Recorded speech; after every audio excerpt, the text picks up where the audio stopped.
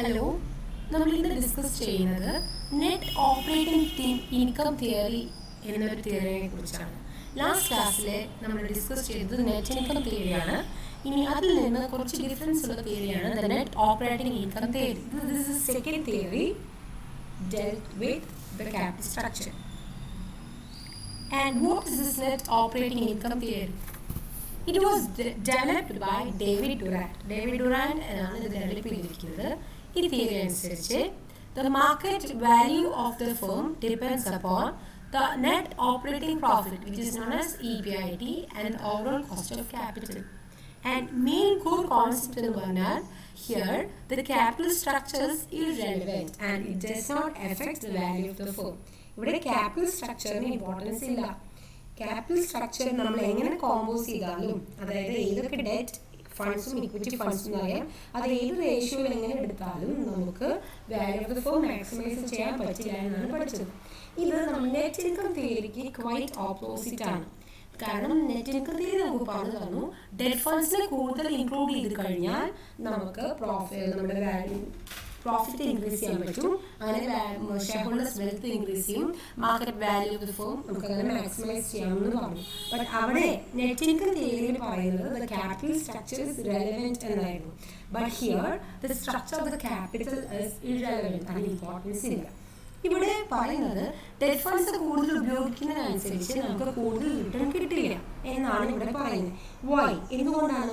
ഈ തിയറിയിൽ അദ്ദേഹം പറയുന്നത് എന്താണെന്ന് വെച്ചാൽ നമ്മൾ കൂടുതൽ ഡെറ്റ് ഫണ്ട്സിനെ യൂസ് ചെയ്യുമ്പോൾ, കൂടുതൽ അത് ഇൻക്ലൂഡ് ചെയ്ത് കഴിഞ്ഞാൽ അത് ഷെയർ ഹോൾഡേഴ്സിന്റെ ഫിനാൻഷ്യൽ റിസ്ക് കൂടും. അങ്ങനെ ഫിനാൻഷ്യൽ റിസ്ക് കൂടിക്കഴിഞ്ഞാൽ എന്ത് വേണം? നമുക്കറിയാം, റിസ്ക് ടേക്ക് ചെയ്യുന്നതിനനുസരിച്ച് എന്നുള്ള റിട്ടേൺ കിട്ടാൻ എല്ലാവരും എക്സ്പെക്ട് ചെയ്യും. അപ്പോൾ because of the increase in the financial risk the equity shareholders would start expecting higher return. അവർക്ക് ഹയർ റിട്ടേൺ കിട്ടണമെന്ന് വിചാരിക്കും. So that what will happen? It will increase the cost of equity capital. അങ്ങനെ അത് equity ക്യാപിറ്റലിന്റെ cost കൂടും. അതുകൊണ്ടാണ് പറയുന്നത് എന്തില്ല, നമുക്ക് ഡെപ്റ്റ് യൂസ് ചെയ്തതുകൊണ്ട് കൂടുതൽ ബെനിഫിറ്റ് ഇല്ല എന്ന് പറയുന്നത്. അതുപോലെ തന്നെ കോസ്റ്റ് ഓഫ് ഡെപ്റ്റ് നമുക്കറിയാം ഓൾവേസ് ഫിക്സഡ് ആണ്. ബിക്കോസ് ഓഫ് കാരണം ഒരിക്കലും നമുക്ക് ലെൻഡേഴ്സിന് കൂടുതൽ കൊടുക്കേണ്ടതില്ല, അത് ഫിക്സഡ് ആണ് നമുക്കറിയാം. ദസ് പക്ഷേ ആ ഒരു ബെനിഫിറ്റ്, ആ കോസ്റ്റ് ഓഫ് ഫിക്സഡ് കോസ്റ്റ് എന്ന് പറഞ്ഞാൽ നമുക്ക് ഒരു ഫിക്സഡ് കമ്മിറ്റ്മെന്റ് ഉള്ളൂ. ആ ഒരു benefit is exactly offset by the increasing cost of equity. Actually അങ്ങനെ ഒരു ബെനിഫിറ്റ് ഉണ്ട്. ഡെറ്റ് കൂടുതൽ ഉപയോഗിക്കുമ്പോൾ നമുക്ക് ഫിക്സഡ് കമ്മിറ്റ്മെന്റ് ആണ് കൂടുതൽ, ആ ഒരു ഫിനാൻഷ്യൽ റിസ്ക് ഓഫ് ലെൻഡേഴ്സ് കൂടുന്നില്ല. പക്ഷേ അങ്ങനെ കിട്ടുന്ന ബെനിഫിറ്റ് നമുക്ക് ഇവിടെ ഇക്വിറ്റി ക്യാപിറ്റൽ, ബട്ട് അവരുടെ ഇക്വിറ്റി ഷെയർ ഹോൾഡേഴ്സിന്റെ ഫിനാൻഷ്യൽ റിസ്ക് കൂടും. So equity cost of equity will increase. അതുമായിട്ട് ഓഫ്സെറ്റ് ആയി പോകും, അതായത് ബാലൻസ് ആയി പോകും. അതുകൊണ്ട് ഒരു കൂടുതൽ ബെനിഫിറ്റ് എന്നുള്ളത് ഇവിടെ ഇല്ല. ഡെറ്റ് ഫണ്ട്സ് ഇൻക്ലൂഡ് ചെയ്ത് കഴിഞ്ഞാൽ കൂടുതൽ ബെനിഫിറ്റ് എന്ന് നമുക്ക് പറയാൻ പറ്റില്ല. അതായത് ഇൻ ഷോർട്ട് നമുക്ക് പറയാം, ഇദ്ദേഹം പറയുന്നു എല്ലാ ക്യാപിറ്റൽ സ്ട്രക്ചറും ഒപ്റ്റിമൽ ക്യാപിറ്റൽ സ്ട്രക്ചർ ആണ്. And there is no one optimum capital structure. ഒരു സിംഗിൾ ആയിട്ടുള്ള ഇതാണ് പെർട്ടിക്കുലർ ഒപ്റ്റിമൽ ക്യാപിറ്റൽ സ്ട്രക്ചർ എന്ന് നമുക്ക് പറയാൻ പറ്റില്ല. So that this theory is also known as the irrelevance theory of capital structure. ഇതിനെ irrelevance theory of capital structure എന്ന് കൂടി പറയാറുണ്ട്. Assumptions: the increase in the proportion of debt in the capital structure leads to the change in the risk perception of the shareholders. കൂടുതൽ debt fundsനെ include ചെയ്യുമ്പോൾ നമ്മുടെ share ഹോൾഡേഴ്സിന്റെ risk എടുക്കുന്ന ആ level കൂടും. ആ ചേഞ്ച് റിസ്ക് എടുക്കേണ്ട ലെവലിനെ പറ്റിയുള്ള ഒരു ഫിനാൻഷ്യൽ റിസ്കിൽ ചേഞ്ച് വരും. And the equity shareholders and other investors capitalize the value of the firm as a whole, and no corporate tax. Cost of debt is lower than the cost of equity. Cost of debt is constant. The business risk at each level of debt equity mix remains constant. അതുകൊണ്ട് തന്നെ the overall cost of capital remains constant. ഇത്രയാണ് ഇതിലെ major ആയിട്ട് assumptions പറയുന്നത്. Then the important points to be noted while learning this the net operating income theory.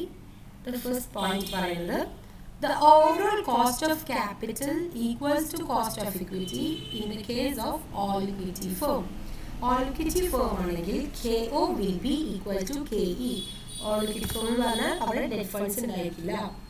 The overall cost of capital of the firm will remain constant for all degree of leverage. അതായത് leverage എന്ന് പറയുന്നത് നമ്മൾ fixed income bearing സെക്യൂരിറ്റീസിന് അല്ലെങ്കിൽ debt ഫണ്ട്സിന് include ചെയ്ത് കഴിഞ്ഞാൽ നമ്മുടെ overall cost of capital constant ആയിട്ട് നിൽക്കും. അതുപോലെ ഓവറോൾ കോസ്റ്റ് ഓഫ് ക്യാപിറ്റൽ മാത്രമല്ല, the value of the firm remains unchanged for all degrees of leverage and the value of equity is the residual value. അത് remaining വരുന്ന value ആയിട്ടാണ് ഇക്വിറ്റിനെ value of equity calculate ചെയ്യുന്നത്.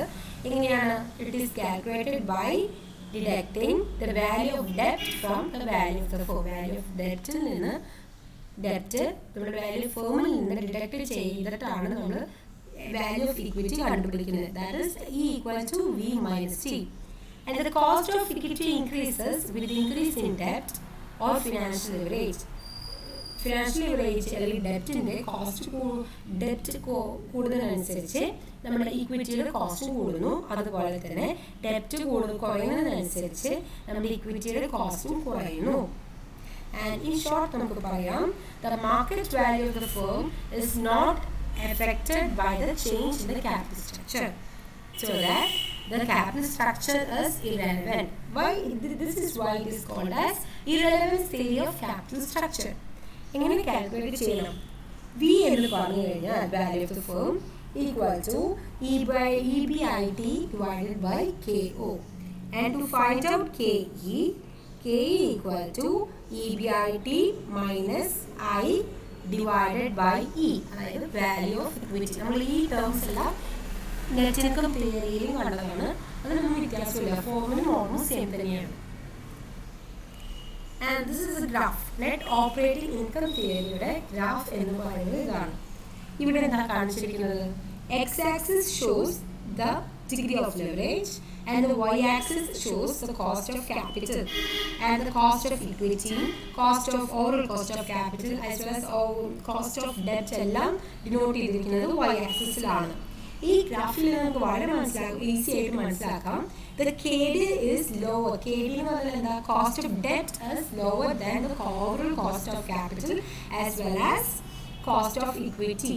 കാരണം നമുക്കറിയാം the debt is always cheaper than equity. And here the cost of equity equals the overall cost of capital when the leverage is 0. അതായത് ഈ പോയിന്റിൽ, ഈ ബിഗിനിങ് പോയിന്റിൽ നമുക്ക് ലിവറേജ് ഇല്ല, ഡെറ്റ് ഫണ്ട്സ് ഇല്ല. So KO is equal to KE. ഇവിടെ 0 വരുന്നതാണ്, ഇവിടെ 0 ഡിഗ്രി ലെവറേജ്. ഇനി ഈ റൈറ്റ് സൈഡിലേക്ക് പോകും തോറും നമ്മൾ ലിവറേജ് ഇൻക്രീസ് ചെയ്തുകൊണ്ടിരിക്കുകയാണ്. And with the increase in leverage increase ചെയ്യുമ്പോൾ എന്ത് സംഭവിച്ചത്? നമ്മുടെ കോസ്റ്റ്, നമ്മൾ തിയറിയിൽ പഠിച്ചു, cost of equity will increase. അത് തന്നെയാണ്, the cost of equity will increase. ഒരു അപ്പറിലേക്കാണ് കോസ്റ്റ് ഓഫ് ഇക്വിറ്റി പോകുന്നത്. ബട്ട് എന്താണ്, നമുക്ക് ഈ ഒരു നമ്മൾ പറഞ്ഞിരുന്നു എപ്പോഴും ഡെറ്റ് ഫണ്ട്സ് യൂസ് ചെയ്യുമ്പോൾ നമുക്ക് എന്ത് കുറയുന്നുണ്ട്? ഡെറ്റ് ഫണ്ട്സ് ചീപ്പർ ആയതുകൊണ്ട് നമുക്ക് അതിൽ നിന്ന് ഇൻകം കിട്ടുന്നുണ്ട്. അതാണ് ഡെറ്റ് ഫണ്ട്സിൽ നമുക്ക് അതിൽ വ്യത്യാസം വരുന്നില്ല. കോസ്റ്റ് ഓഫ് ഡെറ്റ് എന്ന് പറയുന്നത് എപ്പോഴും കോൺസ്റ്റന്റ് ആയി നിൽക്കുന്നു, ഫിക്സ്ഡ് ആണ്. അതുകൊണ്ടാണ് അതൊരു സ്ട്രെയിറ്റ് ലൈനായി വന്നത്. ഇതിൽ നിന്ന് കിട്ടുന്ന ബെനിഫിറ്റ് നമുക്ക് ബട്ട് ഇവിടെ ലോസ് ആവാണ്, കാരണം KE ഗ്രേറ്റർ ആയിട്ടാണ് പോകുന്നത്. As a result, the cost of capital എന്ത് സംഭവിച്ചു? Cost of capital will remains the same. അതുകൊണ്ടാണ് കോസ്റ്റ് ഓഫ് ക്യാപിറ്റലിൽ മാറ്റമില്ലാത്തത്. ലിവറേജ് കൂടുന്നു, അവിടെ cost of debt same constant ആകുന്നതിന്റെ ബെനിഫിറ്റ് നമുക്കുണ്ട്. ബട്ട് അവിടെ എന്താ ഇഷ്യൂ വരുന്നത്? Cost of equity is increasing due to the financial risk taken up by the shareholders take up ചെയ്യുന്ന ഫിനാൻഷ്യൽ റിസ്ക് കൂടുന്നത് കൊണ്ട് KE കൂടുന്നു. അപ്പോൾ KDയിൽ നിന്ന് കിട്ടുന്ന, അതായത് ഡെറ്റ് യൂസ് ചെയ്ത് കിട്ടുന്ന ബെനിഫിറ്റ് നമുക്ക് കോസ്റ്റ് ഓഫ് ഇക്വിറ്റി കൂടിയതോടുകൂടി ഇല്ലാതെയാകുന്നു.